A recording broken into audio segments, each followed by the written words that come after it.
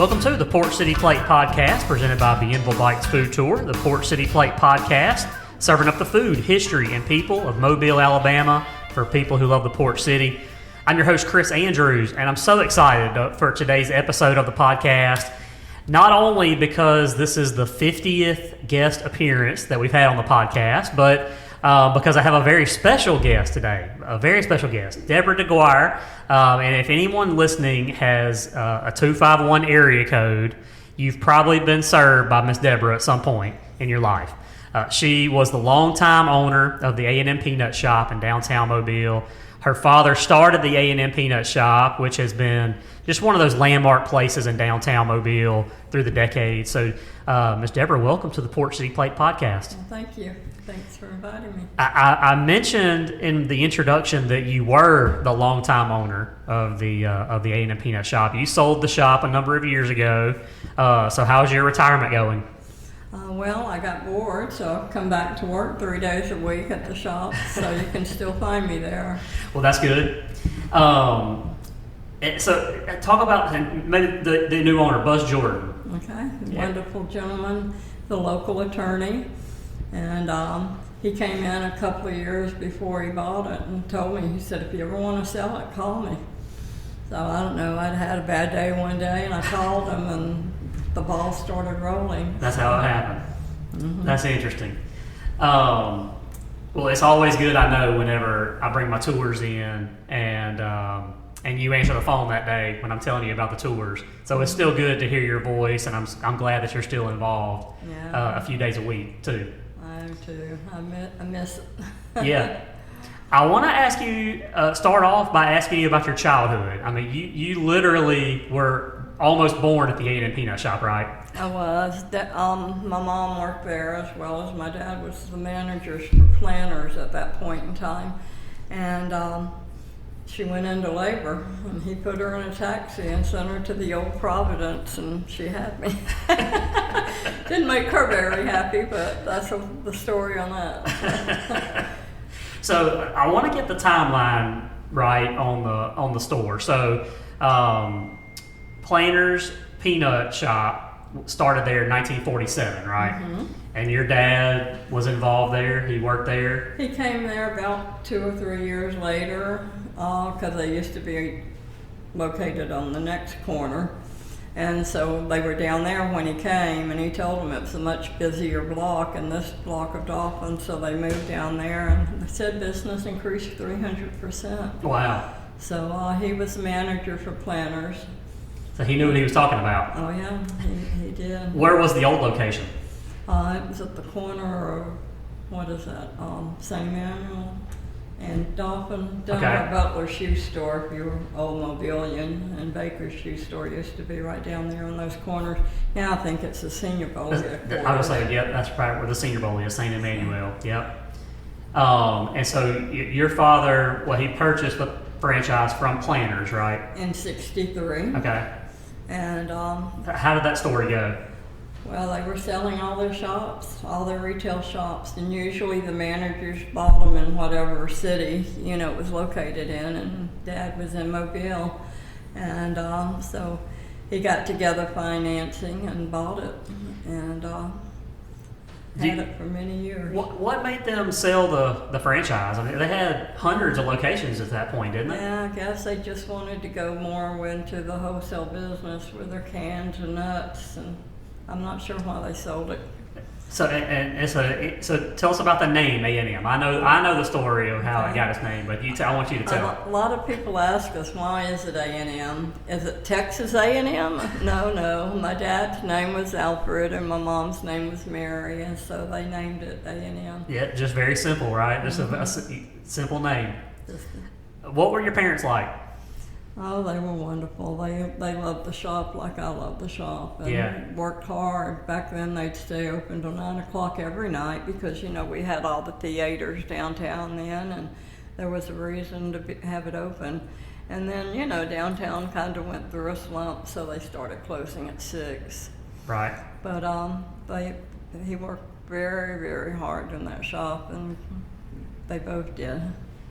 What was Mobile like growing up then? You know, you see all the pictures, or at least I do. I wasn't around then, and the time where, you know, you see the men with the briefcases and women in the dresses, and, you know, Mobile just looked busy. And you know, it's naturally, at the time we didn't know we were living in the best of times of downtown, but it was exciting. You had the Gaffer's, a department store, Hamill's. We had a Sears downtown. It had a wonderful toy department, is what I remember. And you cut through Gaffer's to go to Cress's, and Cress's to go on down to Royal Street. And it was just a fun time. You could walk around Mobile and go in all these stores as a kid. Yeah. When I'm saying 6, 7, 8 years old, and it was fun. And we had a good time back then. So your parents they'd be at the shop working, and you'd be a little girl walking around the department stores, huh? Oh, yeah. That's really cool.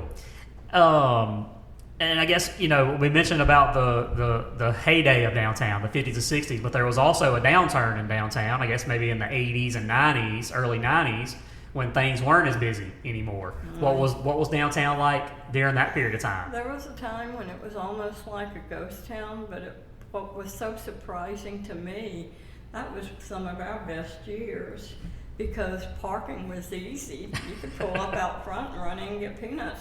We didn't have a slump at that time. It was just the streets, and the buildings were not like they were back then after the malls opened. Yeah, that's interesting. That's interesting that you stayed, you know, kind of, you know, I guess stayed the course through all the downturn that was downtown during that time.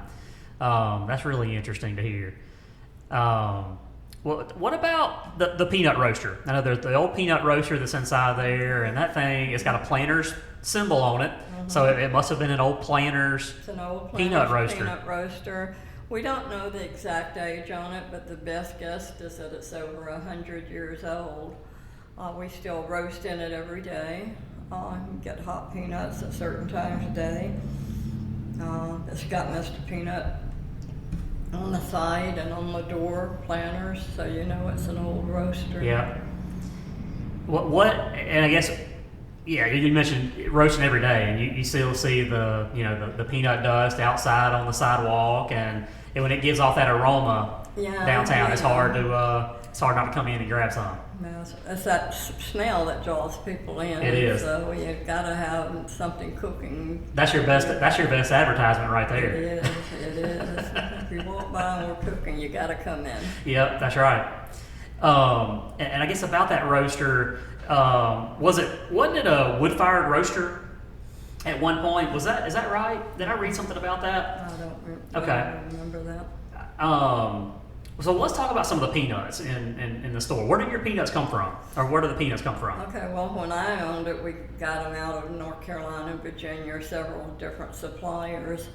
But, you know, as shipping costs have gone up and trying to control that, we found a local guy, say local, he's Baldwin County, that grows peanuts over in Baldwin County and Silver Hill, Fiddler Peanuts. And so we've been buying from him. That way we don't have to buy 100 bags at one time. We can just buy smaller amounts. Okay, yeah. And keep them fresher that way. That makes sense.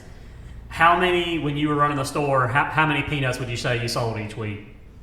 When I had the store, it was probably, they were coming in 100-pound bags in, and we probably would get in 100 at a time, which was a major workforce to get them in the store and up 2 flights of steps. Yeah.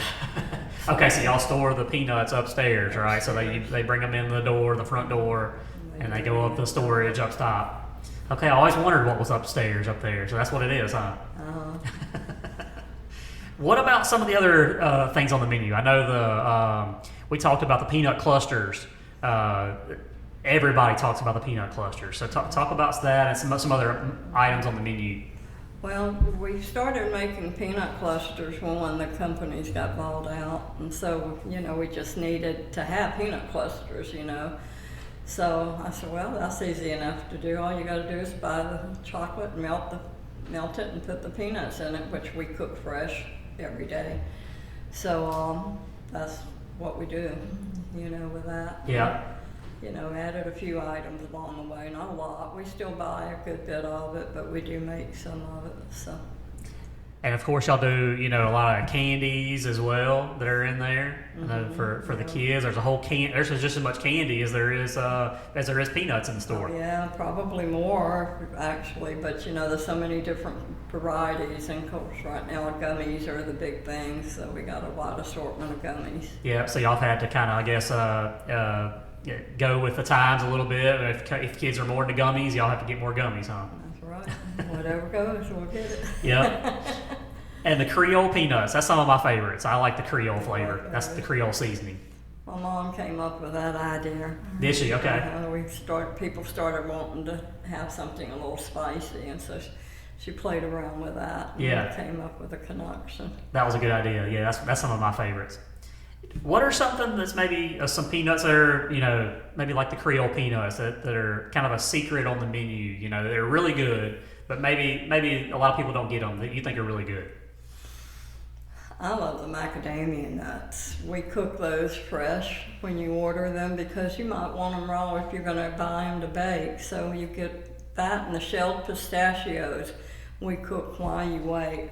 And we can do that with the cashews, pecans, anything really. That's what we do. We can offer you the freshest product that's available anywhere. So there's some old stories that I've heard from some older Mobilians about Mr. Peanut, and that Mr. Peanut would stand outside on the sidewalk and serve peanuts. Tell me about Mr. Peanut and some of those stories.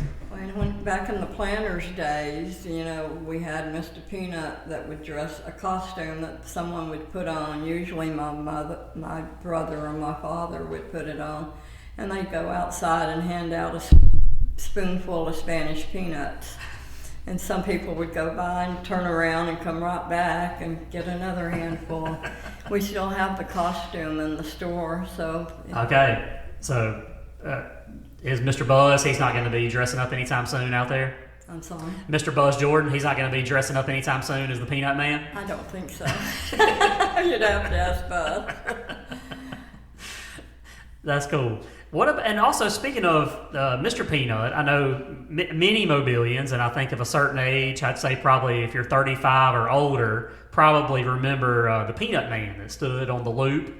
And he sold peanuts for many years there at that intersection near where the cannon is at the loop, and selling peanuts on the side of the road. Now, did he get his peanuts? He got his peanuts from you, is that right?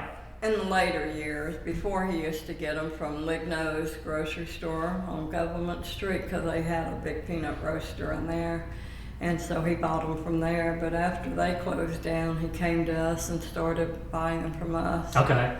So what was he like? He was a character.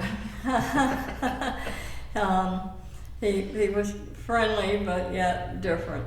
A lot of people loved him. Did he come in every day?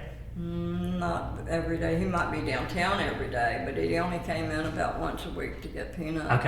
Okay. So he came in about once a week, and he'd take them and bag them in little brown bags. Okay. And sell them and walk all over Mobile from Houston Street area all the way downtown. He'd walk. That's really interesting. You mentioned that there was another peanut store, a peanut shop that was on Government Street. So y'all have had, there's no really competition for you right now, but there has been throughout the years, though. Well, they were really a grocery store, but he just happened to have a peanut roaster. Okay. The difference was his was so big he would roast hundreds of pounds of peanuts. We prefer a smaller roaster so we can roast smaller amounts and keep them fresher. Okay, that makes sense then. So. One of the things that always is interesting to me when I go inside the shop is the memorabilia, and some of the old, just some of those old memorabilia items and nostalgic items that you have. And I'm guessing a lot of that's original to the store, is that right? A lot of it's original from the planters' days. Still got the Mr. Peanut scale, and we got stuff sometimes that I've seen, in antique shops that I bought, but some of it's from back in the days. Mr. Peanut butter makers, we got a couple of those. That was from our childhood. We just put up there. But yeah, just a collection of all the planner stuff. I wish we'd saved so much more of it. Yeah, I bet. You could probably have an entire memorabilia store at this point. Yeah, because it's amazing what's valuable nowadays from that era. Right. Okay. Yeah, I tell, especially my kids, when I'm taking my kids downtown, I tell them always to make sure they're looking up, you know, when they're walking by the peanut shop, because you never know who you'll see in there. You got the Mr. Peanut that you can see him kind of peeking through the window up there. Oh yeah, up on the third floor. Yeah. So yeah, everybody likes that. Yeah, he used to sit on top of the peanut roaster, and it looked like he was turning the. Oh, is that okay? And so we just propped him up, out looking out the window over Dauphin Street. I like that. What, are there any other interesting stories from customers? I mean, I know you've had people from all over the world that have come to the A&M Peanut Shop. What are some other interesting stories? Yeah, we have. We've had movie stars come in. We have a picture of LaWanda Page that played, what was Ann Esther on Sanford and Son. She came in several times, and I asked her to bring me a picture, and she did. We also had a friend of mine, Beverly Jo Scott, that she's a local singer, but she went to Europe and has made it very big over there. She's in Belgium, and she's like an American Idol judge in Belgium. So she got a film crew together from over there and came to Mobile and made a movie about her hometown and took it back. You would not believe, and she came in the peanut shop and interviewed me, and so we were part of it. You would not believe how many people from Belgium has come to Mobile from her video. That's really cool. And we've been in different magazines, and the best magazine article we had probably was when a travel writer came in from Eastern Airlines. Right. And did a story, and these were the books that you got on the plane every time you got on Eastern. And it did a story on the peanut shop. We got a lot of mail orders off that, but also a lot of walk-in traffic. So that was fun. At what point did y'all start shipping peanuts?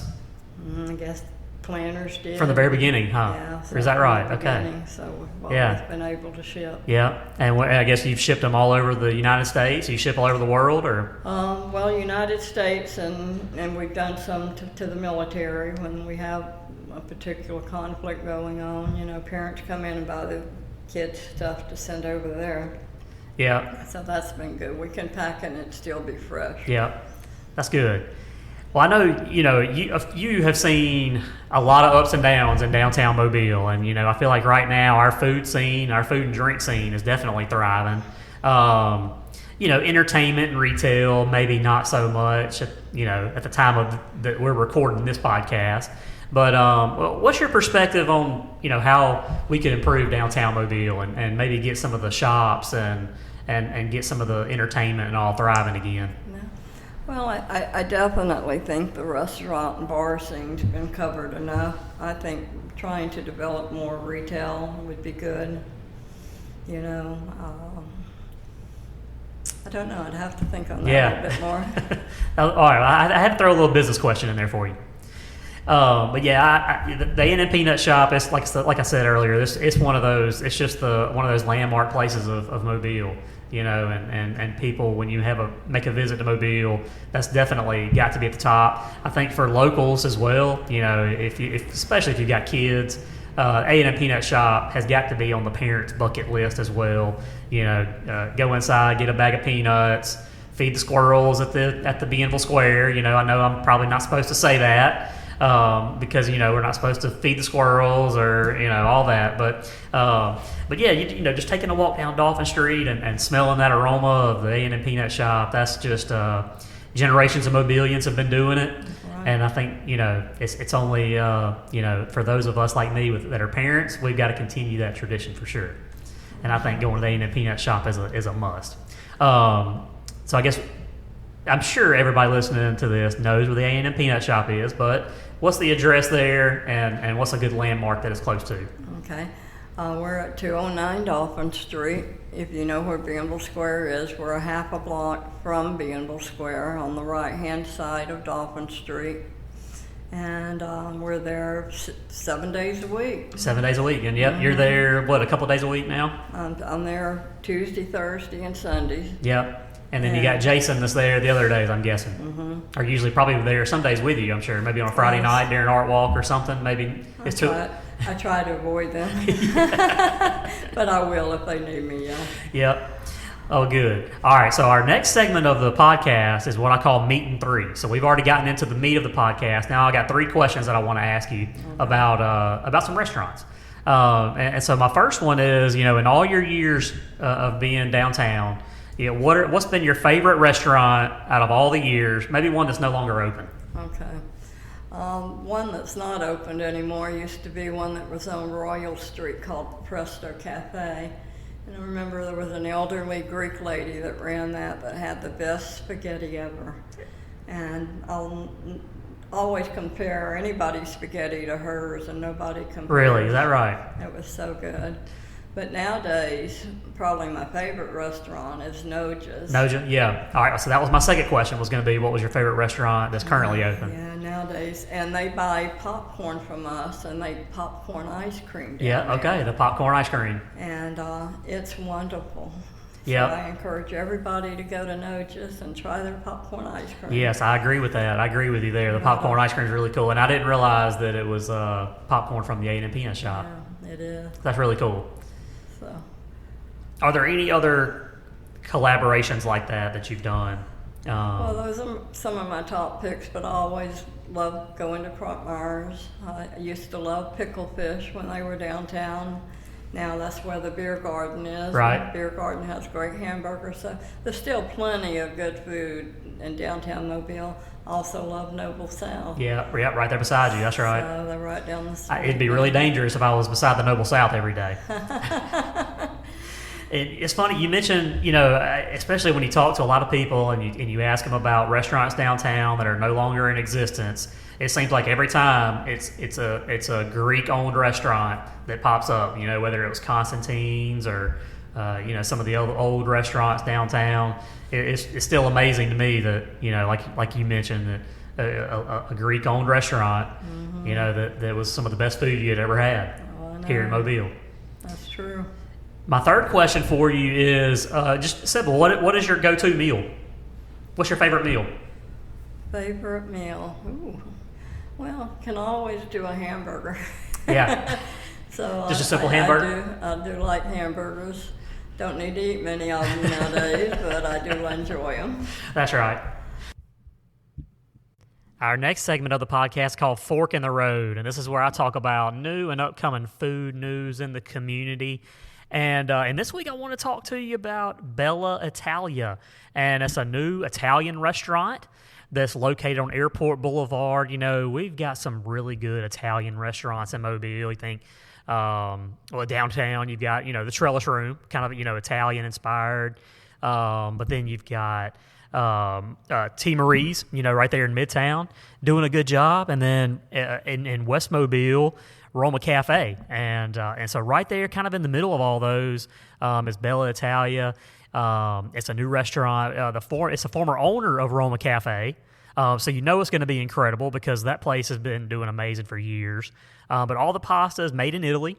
They got a menu full of spaghettis, Alfredos. Some of them have got Gulf shrimp, calzones, baked pastas like baked ziti and ravioli. So the menu looks really good and also I think pretty incredibly affordable too. So I'm excited to get out there and check that out. They've also got a kids menu, which is always helpful. It was $8.99, for some of the kids menus, included a drink. I guess I got to give a shout out to my daughter Audrey here on that one because she is a big fan of Italian, so I'm sure I'll be out there trying out some of those dishes with her at some point.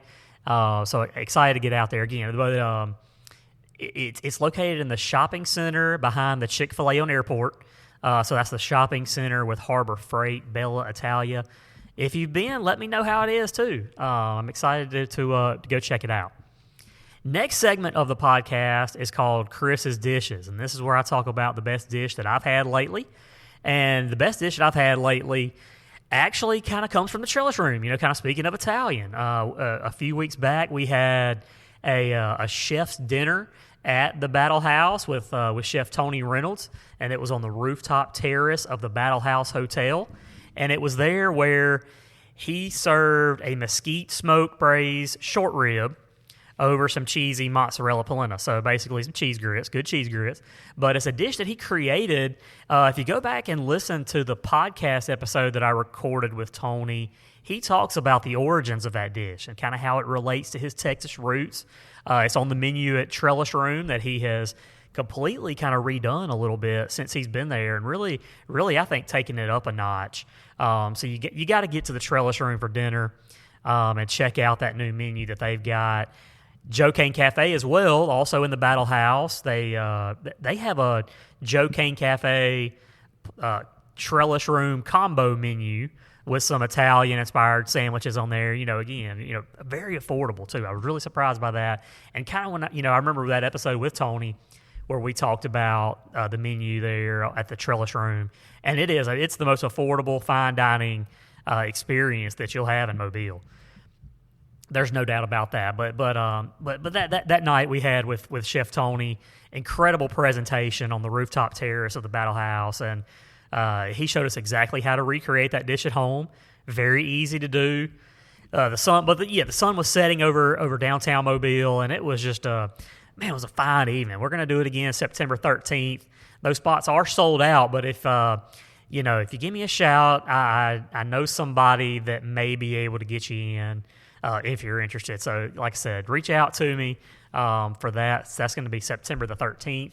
And maybe the weather will be a little cooler September 13th than it was in August, but it wasn't too bad.